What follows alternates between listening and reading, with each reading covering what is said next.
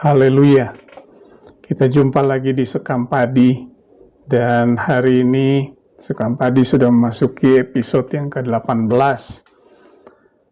Episode kali ini atau edisi kali ini saya mengambil tema maju terus.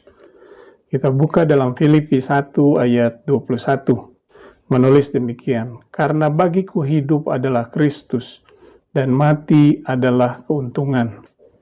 Satu ayat yang sudah seringkali kita dengar di ibadah atau pernyataan dari hamba-hamba Tuhan atau bahkan juga ex-pejabat di kota ini seringkali membawakan ayat ini dalam beberapa wawancaranya di televisi yang kita mungkin sudah menyaksikan hal itu. Nah, Filipi 1 ayat 21 ini merupakan bagian dari kesaksian Paulus dalam penjara. Di ayatnya yang ke-12 sampai 26, satu perikopnya. Nah, kalau kita baca di ayat-ayat tersebut, Paulus saat itu ada di dalam penjara. Namun di dalam penjara pun dia masih menulis kepada jemaat di Filipi, menyemangati jemaat di Filipi untuk tetap teguh dalam iman percaya mereka, tetap teguh dengan komitmen mereka untuk memuliakan Tuhan, melayani Tuhan, mengabarkan Injil. Dalam ayat 12 bahkan Rasul Paulus berkata bahwa apa yang menimpa dia harus dipenjara itu tidak mengurangi kemajuan Injil, bahkan disebutkan di situ justru telah menyebabkan kemajuan Injil. Buktinya adalah banyak orang-orang yang berani untuk mengabarkan Injil, baik itu dengan maksud-maksud yang baik dan jujur atau maupun dengan maksud-maksud palsu yang didorong oleh karena kedengkian atau perselisihan yang hendak memberatkan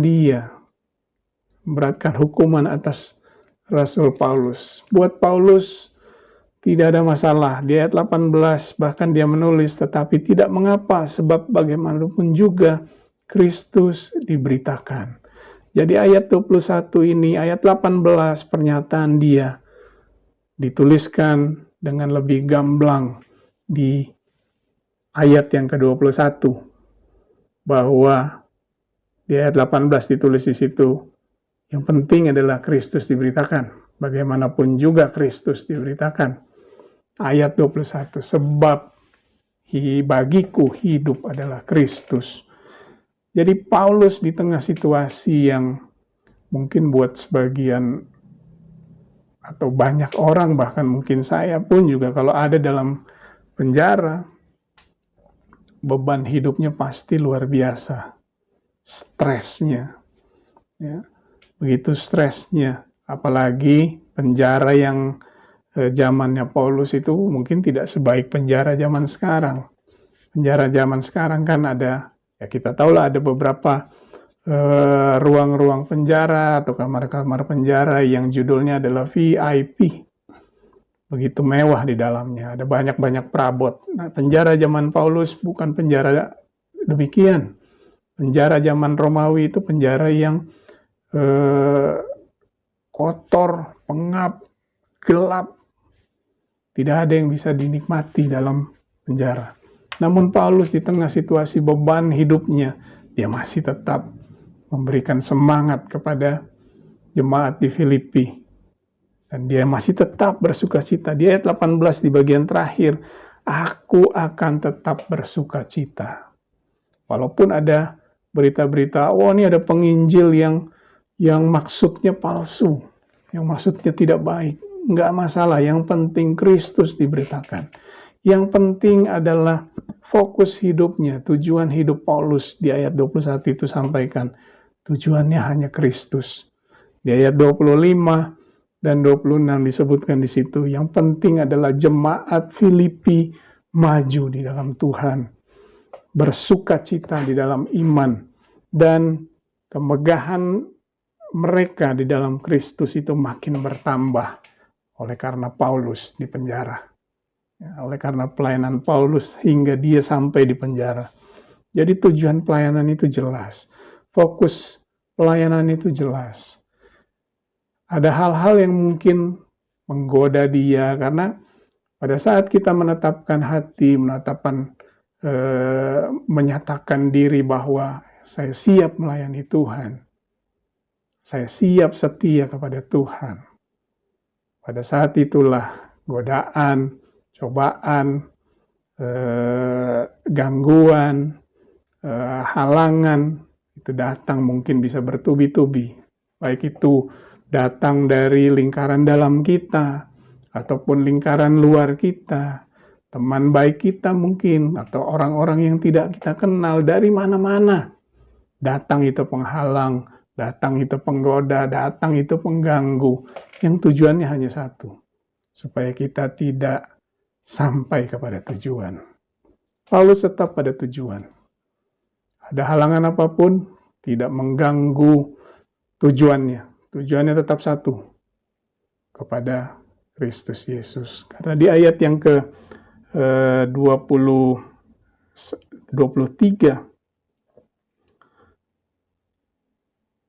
aku didesak dari dua pihak.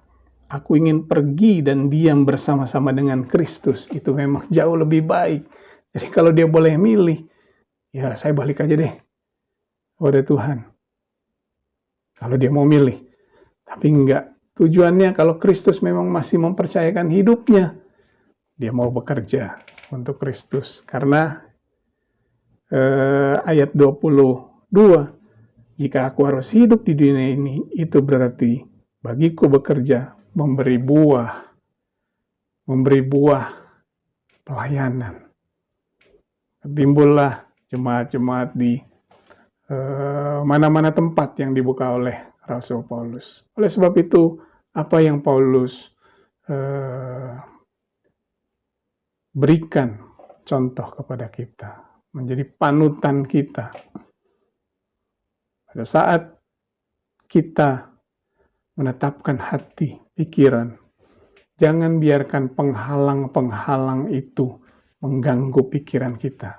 Dalam 2 Raja-Raja, pasal yang kedua, di situ perikopnya, Elia naik ke sorga, pasal 1 ayat 1 sampai yang ke-18. Bapak Ibu bisa baca sendiri nanti di rumah, bagaimana Elisa tidak mau dikacaukan. Yang mencoba mengacaukan pikirannya adalah nabi-nabi, orang lingkaran dalamnya. Elisa mau mendapatkan, mau melihat Elia terangkat ke sorga.